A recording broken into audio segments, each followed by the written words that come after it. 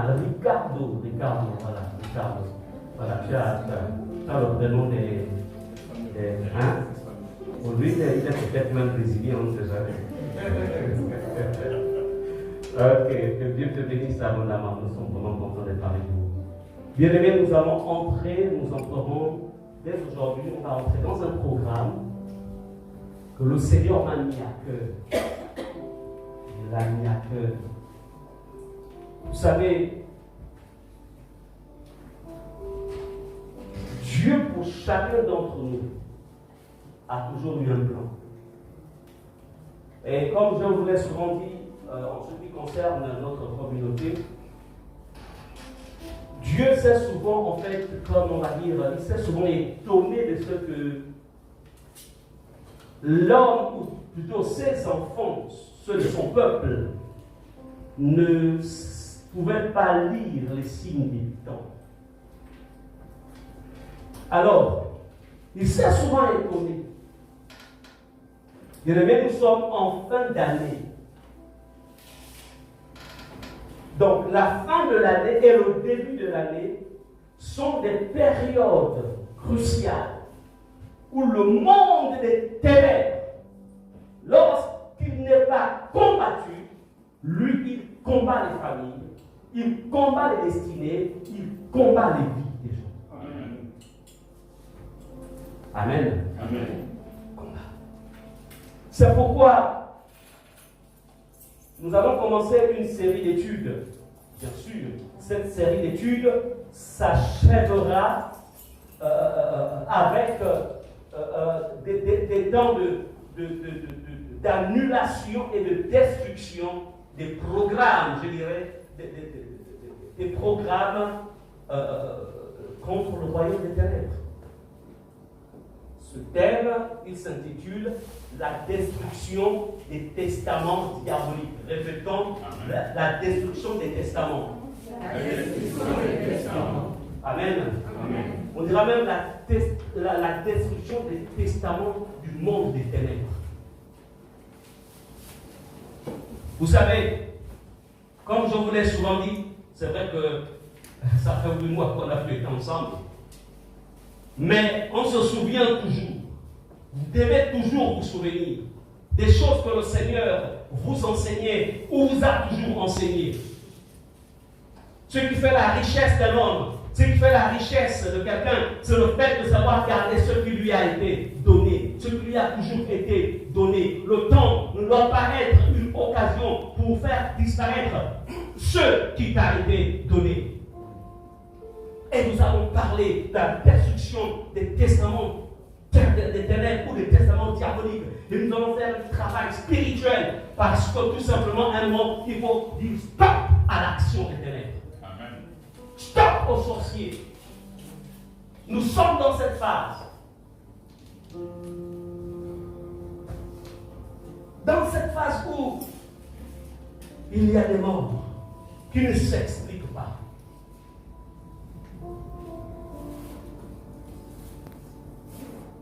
Et bien d'autres mots. Des blocages par-ci. Bref. Mais je voudrais vous dire que la seule force qui a la capacité de pouvoir changer l'ordre des choses, c'est l'Église véritable de Jésus-Christ. Et quand je parle de l'Église, je ne parle pas de ces 4 bâtiments, parce que l'Église, ce ne sont pas ces 4 bâtiments. L'Église, c'est un ensemble d'hommes et de femmes qui ont fait de Jésus leur sauveur et leur Seigneur personnel, qui sont nés de nouveau et qui possèdent la présence de Dieu. Et lorsqu'ils se positionnent dans le royaume, qu'ils se positionnent dans la prière, dans le combat spirituel, il y a quelque chose qui se passe. Amen. Amen. Amen.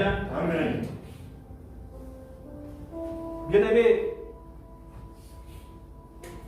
Juge 6, verset 1 à 4, ouvrons la parole de Dieu.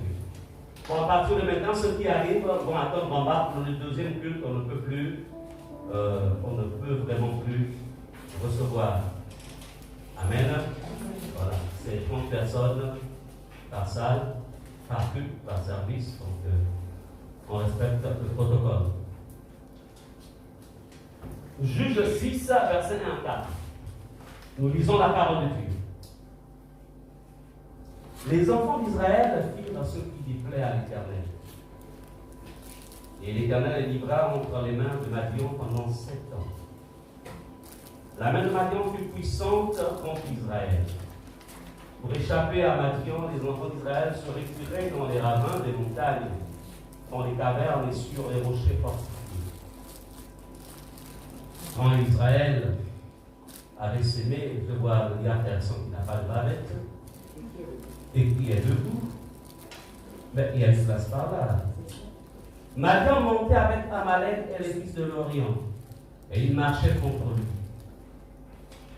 Il campait en face de lui, il campait tout en face de lui, détruisait les productions du pays jusqu'au vers Gaza.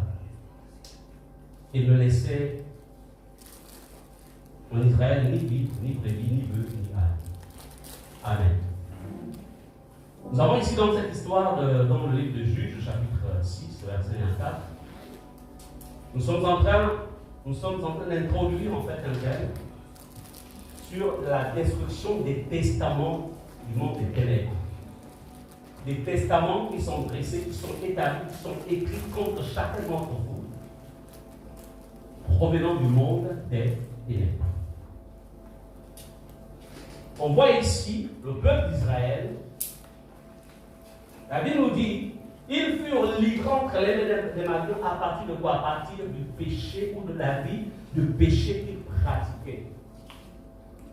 Lorsque quelqu'un pratique le péché, pratiquer le péché, c'est quoi? Pratiquer le péché, c'est en fait vivre dans le péché. C'est-à-dire, ça devient sa seconde, c'est une nature. Mentir, voler, se battre,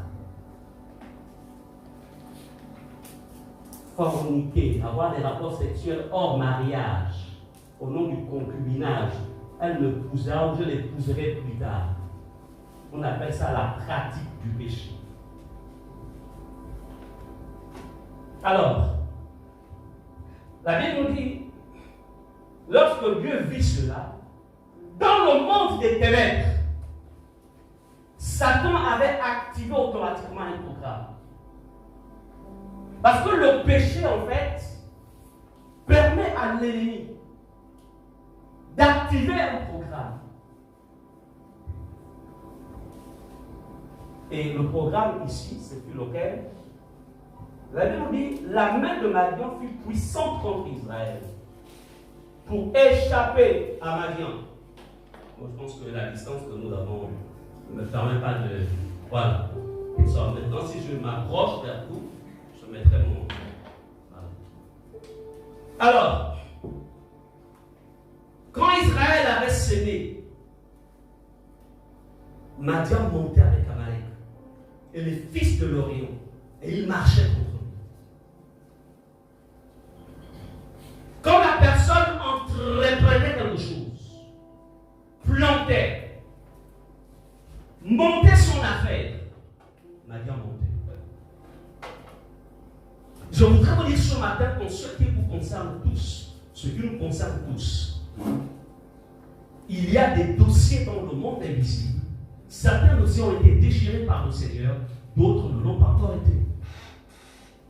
C'est pourquoi la vie que tu vis dans le plan naturel, tu peux penser en fait que c'est une vie tout à fait, c'est normal ce que je vis.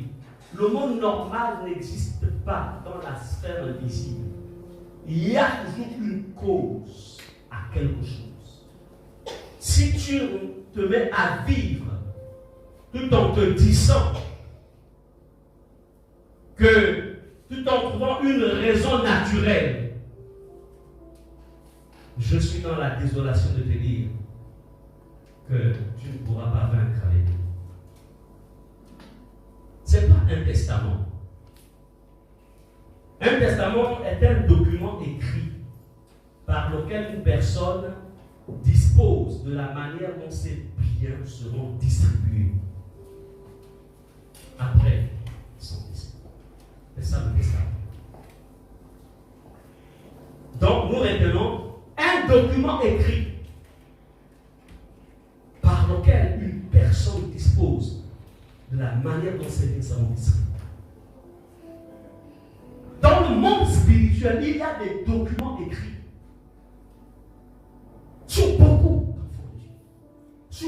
les chrétiens. Lorsque tu as un bon terme avec le Seigneur, il y a une manière pour Dieu d'intervenir quand un document qui a été écrit contre toi, il y a une manière pour Dieu d'agir, pour que ce document n'ait pas été fait.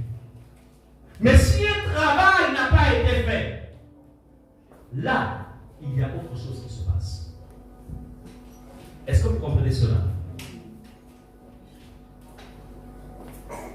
Beaucoup de gens vivent tous les jours ce que le monde éternel va décider pour eux. Il y a des choses que vous vivez. Il y a des choses que beaucoup de gens vont vivre, ou sont des familles, sont en train de vivre présentement. Mais ce sont des choses qui ont été décidées dans le monde des ténèbres. Parce que le monde des ténèbres est une réalité. Autant que le monde visible. Problème de santé, des blocages par-ci, des blocages par-là, des situations qu'on ne maîtrise pas. On essaie de trouver une solution et à la fin c'est autre chose qui se manifeste.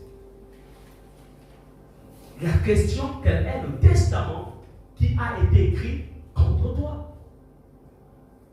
Beaucoup parmi nous, tous autant, je ne dirais pas beaucoup, tous autant que nous sommes, nous provenons des familles dans lesquelles des actes d'idolâtrie ont été posés, des alliances ont été faites. Qu'est-ce que ces alliances ont relâché comme testament? Amen.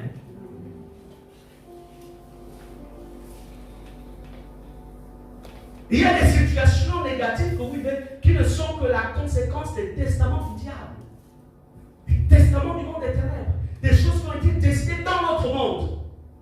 Et vous vous battez dans le naturel. Vous vous battez, vous êtes intelligent, vous avez eu vos diplômes, vous êtes en train d'apprendre, vous êtes en vérité. Vous vous êtes donné, qu'est-ce qui se passe? Qu'est-ce qui se passe dans la vie? Rupture après rupture. Vous entrez dans les fiançailles, ça prend juste quelques mois ou quelques années. Après, il y a rupture. Qu'est-ce qui se passe?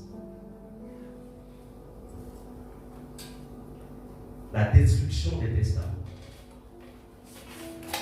Le diable, les sorciers de la famille. C'est vrai que nous n'avons pas à lutter contre la chair et le sang. Nous n'avons pas à lutter contre les sorciers, mais nous avons à lutter contre les esprits de sorcellerie. Est-ce que vous voyez la différence? Le sorcier est un être humain qui a besoin d'être sauvé, parce que s'il meurt dans cet état, il va en enfer. Mais l'esprit qui le possède, nous sommes appelés à le combattre. Parce que si tu ne le combats pas, c'est lui qui te combattra. Et c'est lui qui te combat. Le diable a des testaments qu'il a établis, qu'il a écrits, qu'il a élaborés à l'endroit de certains hommes et de certaines femmes. La vie que tu vis, elle n'est même pas parfois la tienne. C'est quelque chose qui a été écrit contre toi. Et tu ne fais que subir tout simplement. Tu ne fais que subir. C'est un testament. Est-ce que vous comprenez cela?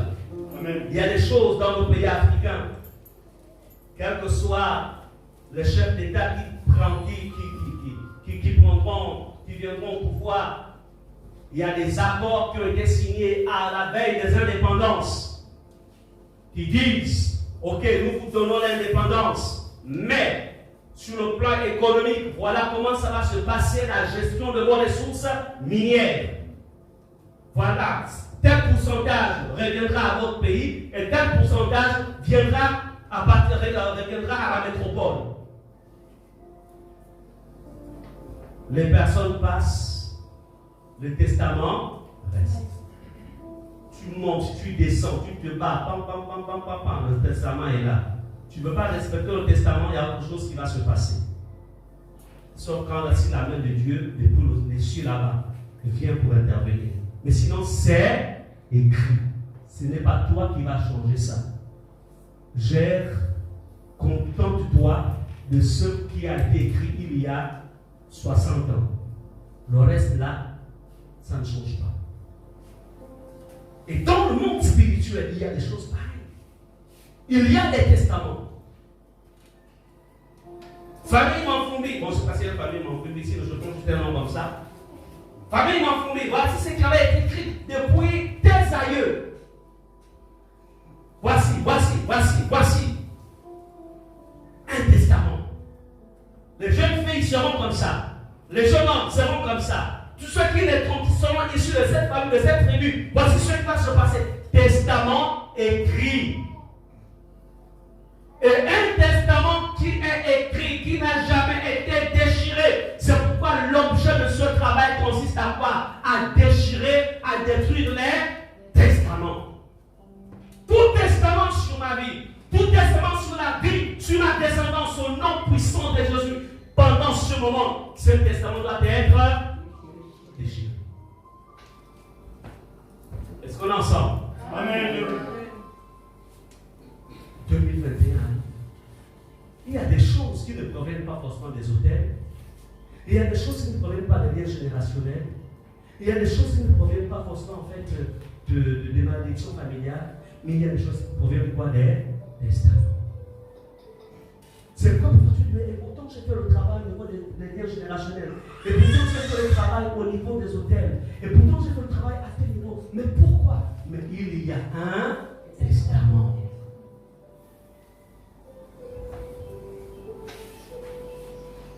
Et nombreux ne savent pas que leur vie terrestre se déroule comme prévu par ce testament-là. Prévu par le monde des ténèbres. Et que Satan a un droit légal sur ses vies, qui lui a été confié par les ascendants des familles, par ceux qui ont créé des familles, par les auteurs des familles. Tu comprends pas? Le testament. Bien-aimé, lorsque, vous savez, Dieu au jardin d'Éden, quand Dieu crée le jardin d'Éden, Dieu avait donné en fait à Adam et Ève la gestion de la terre. Dieu donna à Adam et Ève la gestion de la terre et de toutes ses richesses. Mais que va-t-il se passer? Donc, Adam et Ève avaient entre leurs mains le testament que Dieu leur avait donné. D'où la Bible pouvait dire: la terre est la terre des hommes, le ciel est le ciel de Dieu. Mais le diable est rentré en scène. Il est venu récupérer, arracher par la tromperie. Il a récupéré le testament. Et il a modifié en fait le propriétaire du testament. Le bénéficiaire, voudrais-je dire. Il en est devenu le bénéficiaire. C'est pourquoi vous voyez tout ce qui se passe sur la terre. Et ceux qui ne connaissent pas comment Dieu fonctionne diront: mais où est Dieu? Pourquoi cette situation? Pourquoi cette tragédie? Mais Dieu est où? Mais il y a un problème. Le testament a été changé, récupéré par quelqu'un d'autre. Que sais-tu du testament de ta famille, de ta tribu? Que sais-tu? Bien, mais comme vous savez, je vous le dire, pour ceux qui sont ici, écoutez, venir à l'église ne suffit pas. Si je me suis enraciné en Jésus, c'est parce que j'ai vu Jésus faire des choses dans ma vie. Parce que j'étais un bon païen. Mais lorsque j'ai goûté Jésus, j'ai compris que non, il n'y a pas match. Entre Jésus et ce qui se passe là-bas dehors, il n'y a pas match. Amen. Je vais rester en fait avec Jésus. Amen. J'ai goûté et j'ai vu qu'il était bon. Mais si je... Pourquoi? Parce que tout simplement, j'ai appliqué, j'ai observé, j'ai analysé tout ce que le Seigneur pouvait dire. Fermez bien cette porte pour éviter la... Bien-aimé, le testament. Le testament.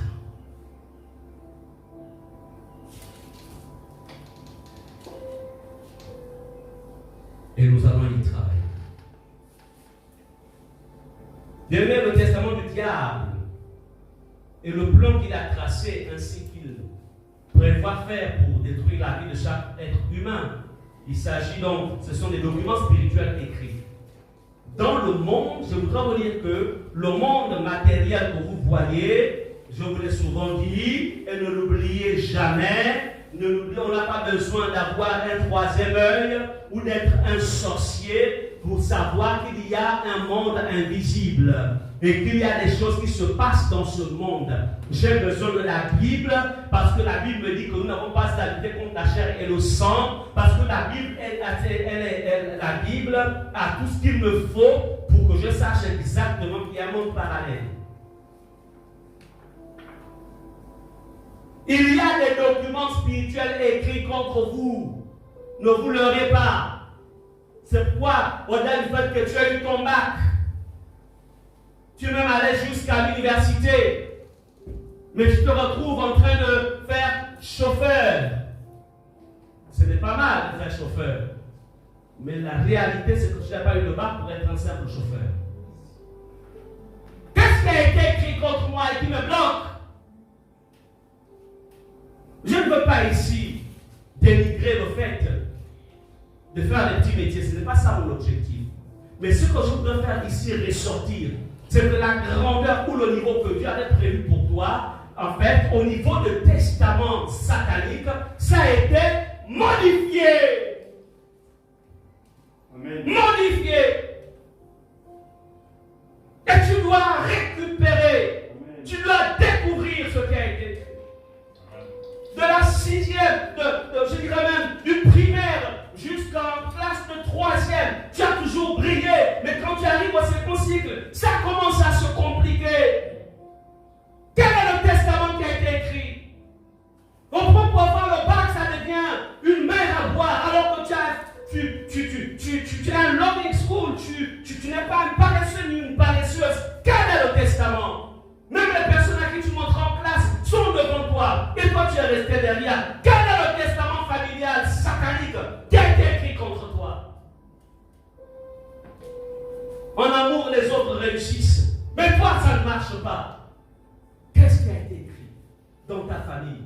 Le testament. Quel est le testament qui existe? Amen. Amen. Bien-aimés, il y a des testaments. C'est pourquoi ces moments ont été suscités. Tu ne rentreras pas en 2021 avec ces testaments. Ça doit changer. Les glaces, ça doit être déchiré. Ça va être déchiré. Au nom de, ça doit être déchiré.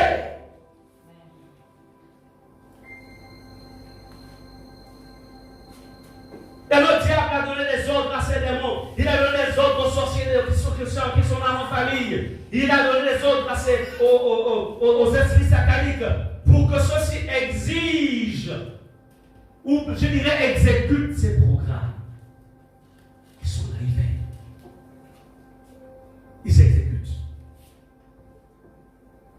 Quand un testament n'a pas été déchiré, quels que soient les projets, quelle que soit l'élévation à laquelle tu peux atteindre, tu vas descendre. Parce que le testament doit s'accomplir.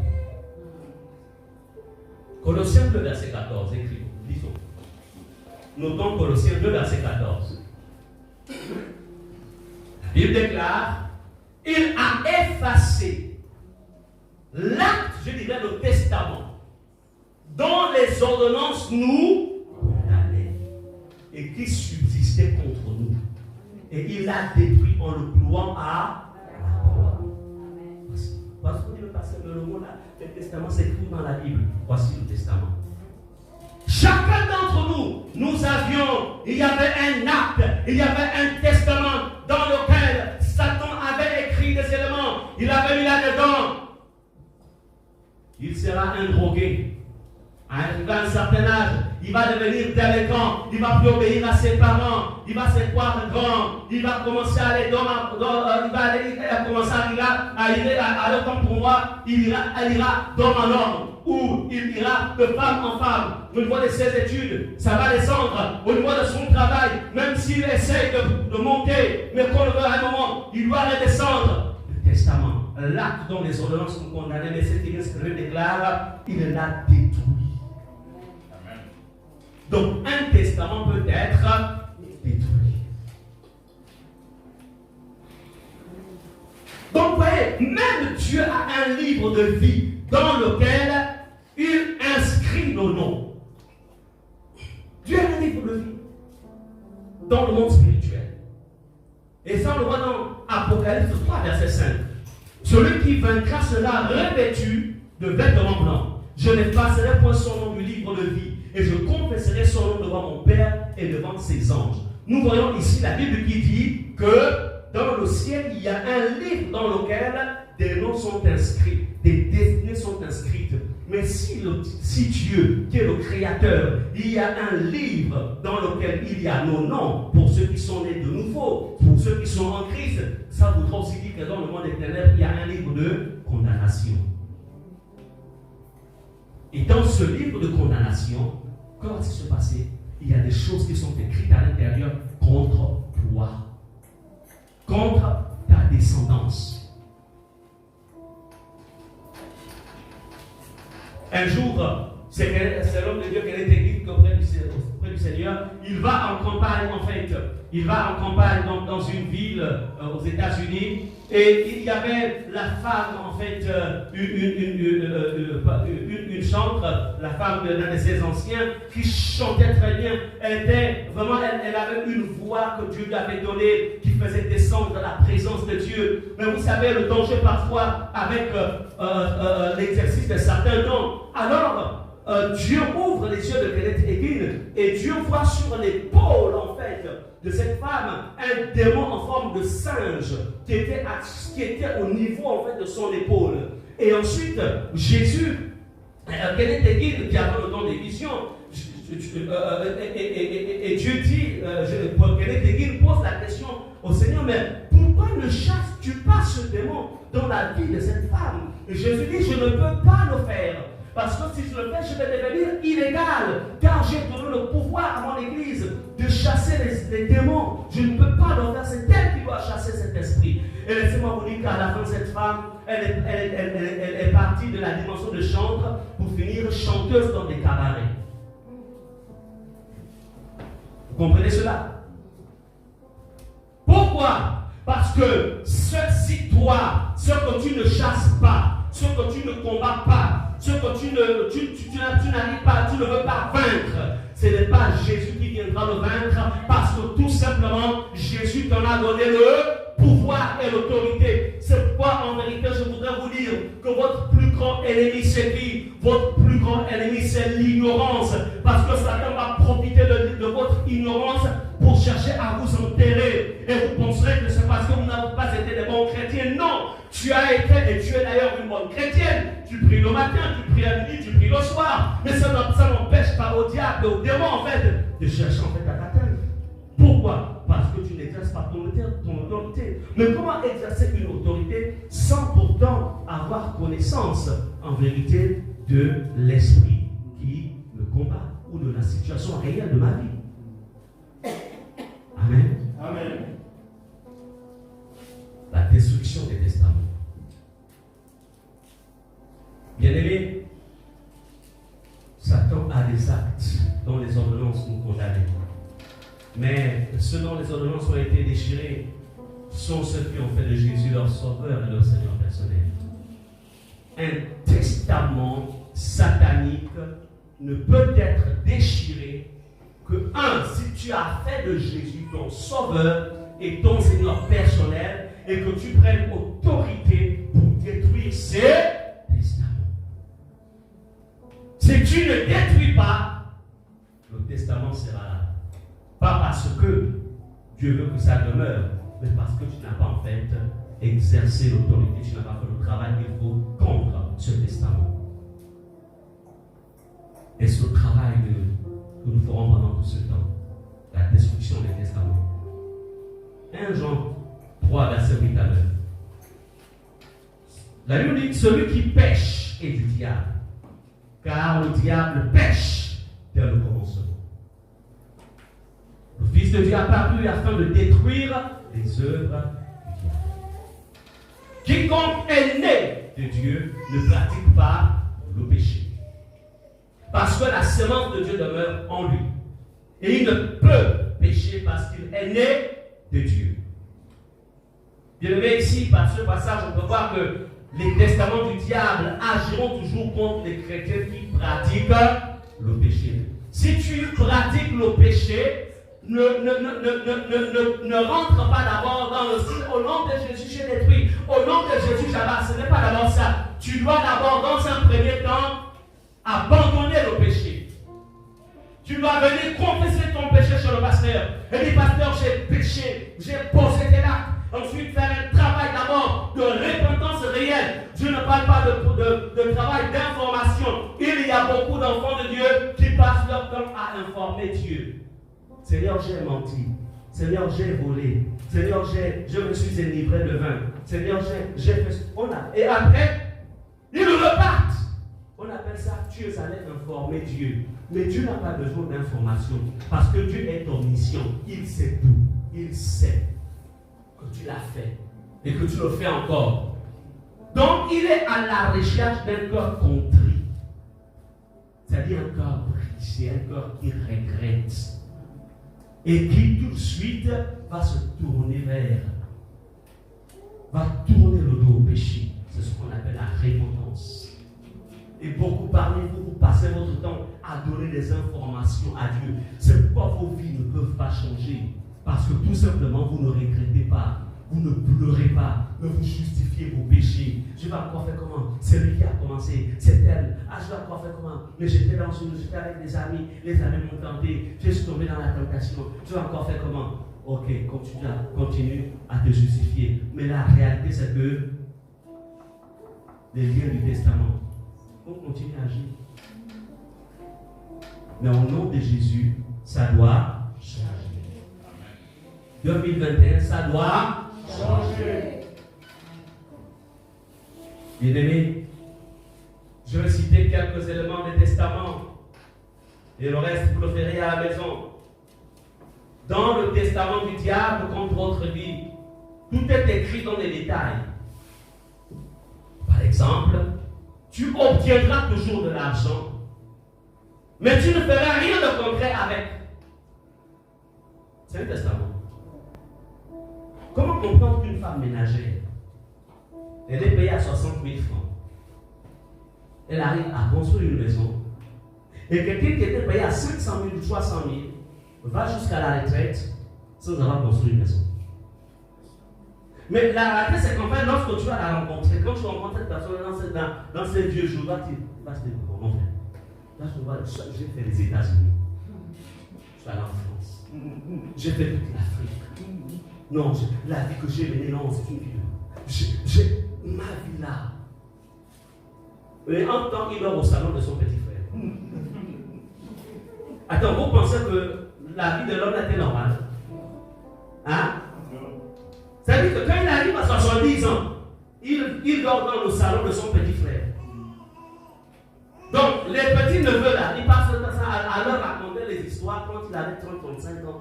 Quand vous voyez un peu maintenant la gloire. C'est-à-dire qu'on a mangé ça. Quelqu'un comme ça, il a été mangé.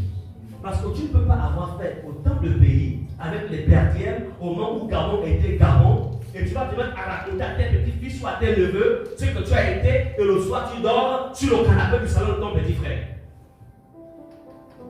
Ou de ta nièce, qui elle était ménagère, elle était payée à 60 000. Elle a construit une maison. Vous voyez le problème des testaments. En vérité, cet homme ne savait pas. Cet homme ou cette femme ne savait pas qu'il y avait un testament. C'est-à-dire, tu auras toujours de l'argent, mais tu ne feras rien de concret avec cet argent. C'est pourquoi beaucoup de personnes gagnent assez d'argent, mais n'ont pas pu réaliser quelque chose avec.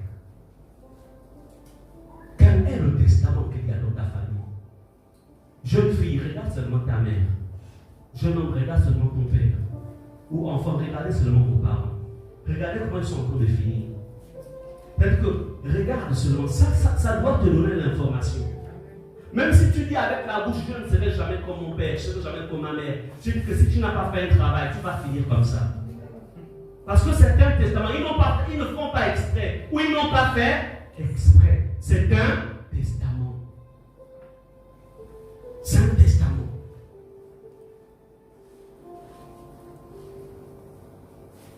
Bien-aimés, quand les gens ont de l'argent, il y a toujours quelque chose qui se passe pour que la personne perde de l'argent. Si au moment où elle a l'argent, quand on lui dit au téléphone qu'il y a ton parent qui est hospitalisé, on a besoin de 300 000 francs, 300 000, tu avais commencé à vouloir acheter les briques. Ça va maintenant aller pour aller sauver quelqu'un qui est en train de mourir. Donc cette personne-là a trouvé qu'il était bon de mourir, on mange les 300 000 francs.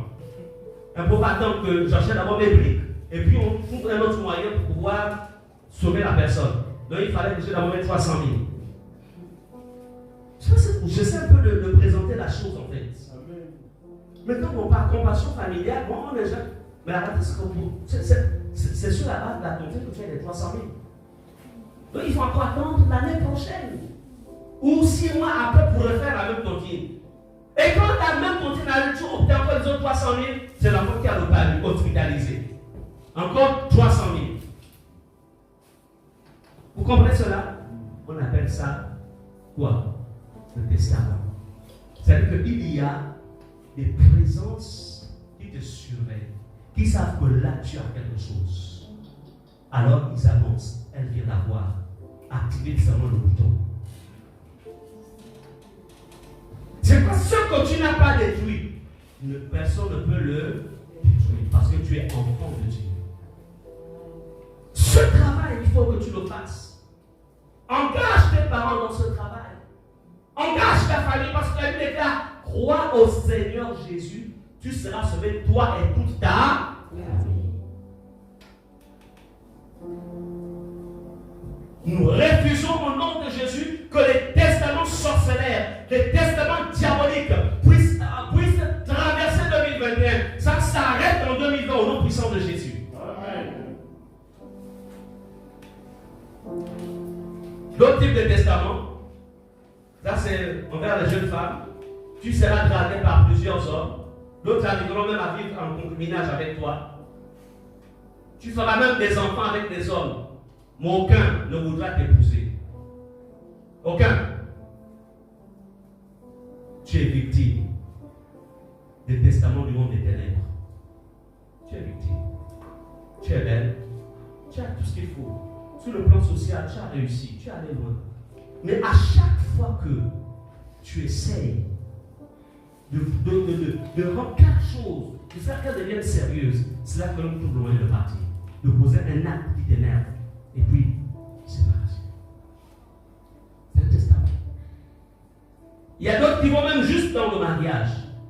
J'étais dans une ville où je ne veux pas ici choquer les gens,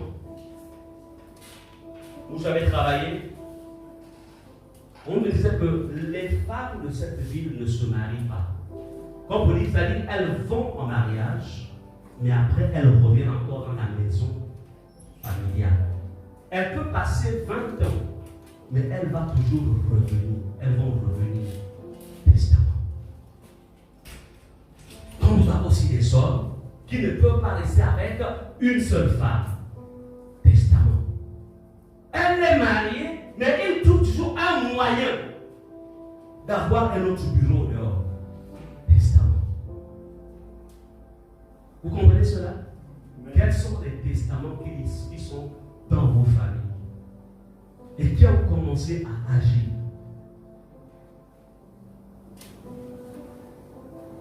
Les testaments doivent être déchirés. Il y a des actes non déchirés qui sont attachés dans la vie de plusieurs. Alors, en cette fin d'année, au nom de Jésus, cela doit être déchiré.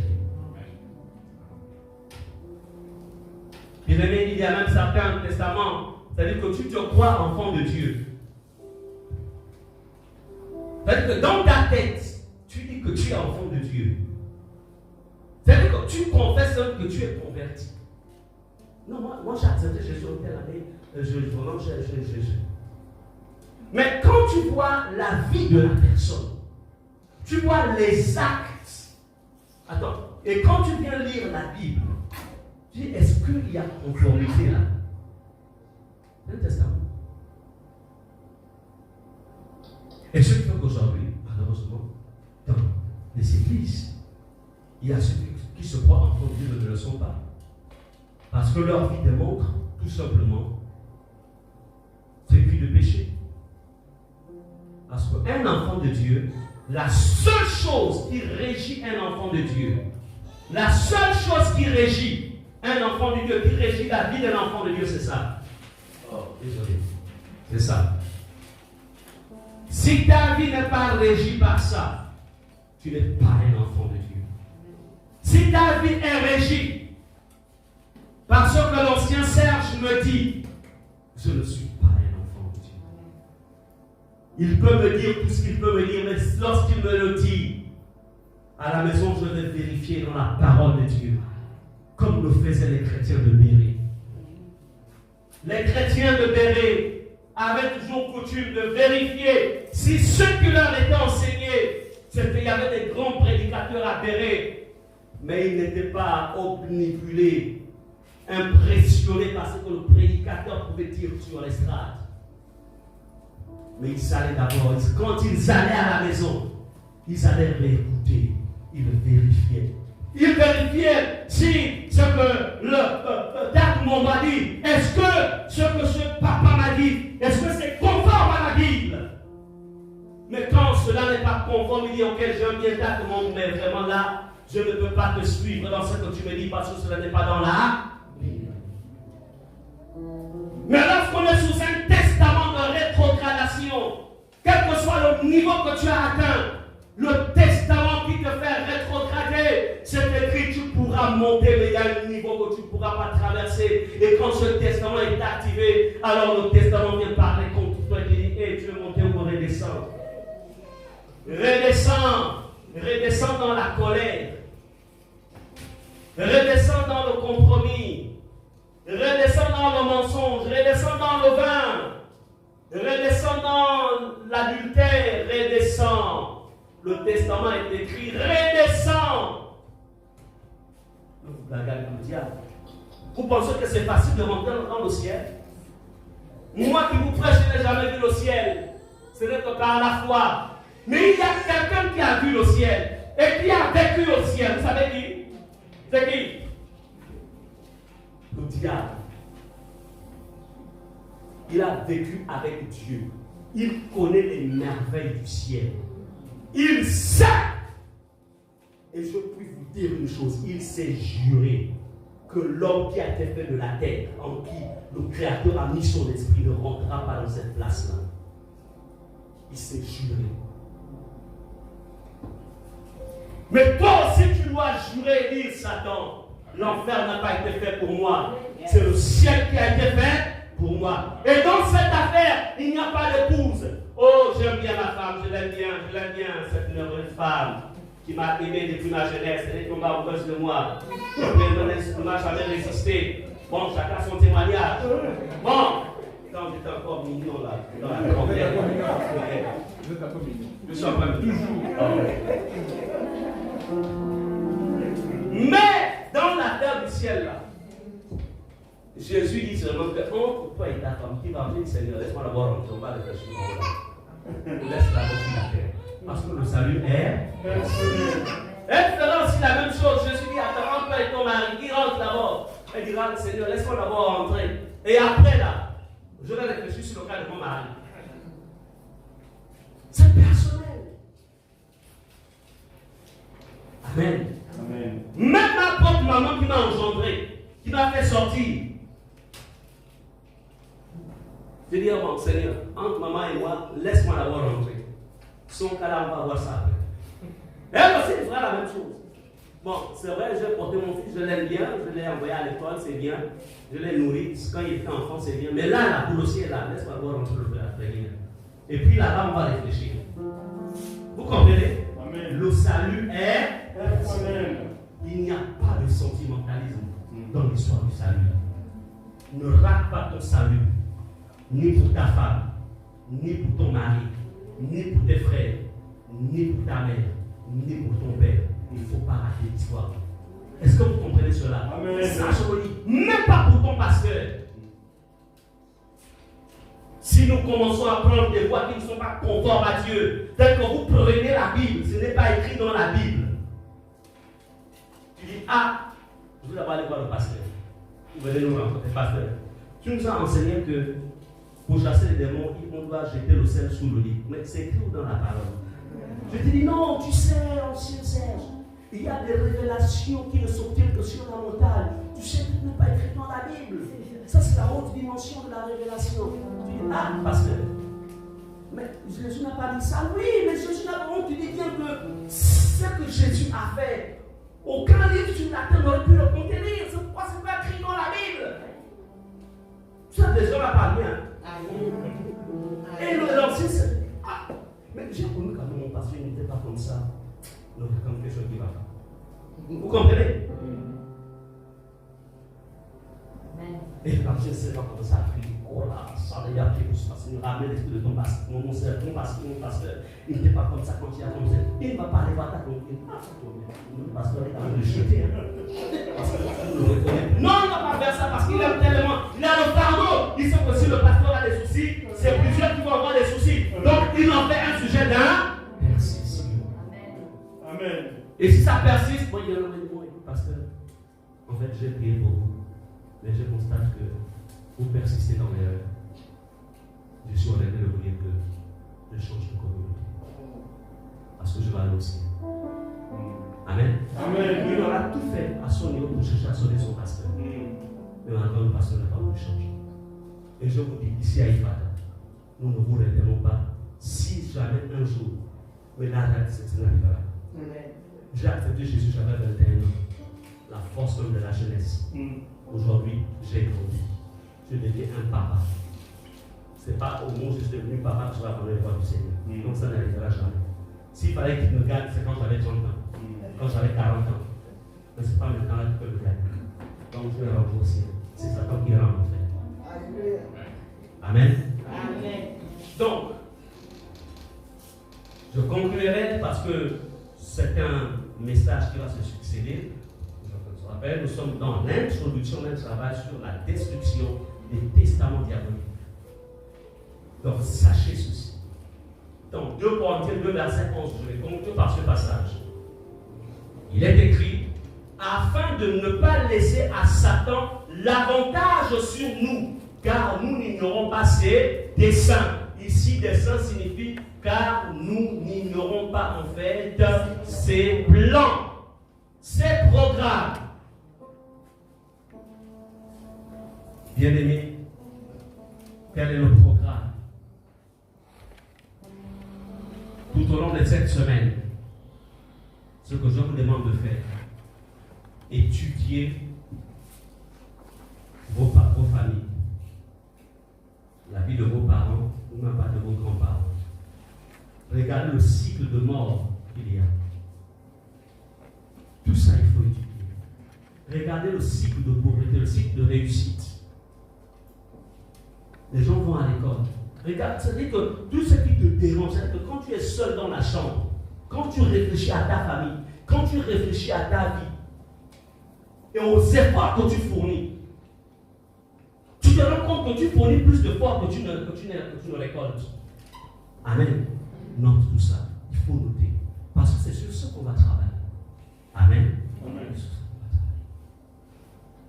Et avec le regard d'un père ou d'une mère qui a assez de discernement, non, mon fils n'était pas comme ça. Ma fille n'était pas comme ça. Il y a des choses qui sont arrivées subtilement. Ce n'est pas tout d'un coup que les choses arrivent. Hein. C'est petit à petit.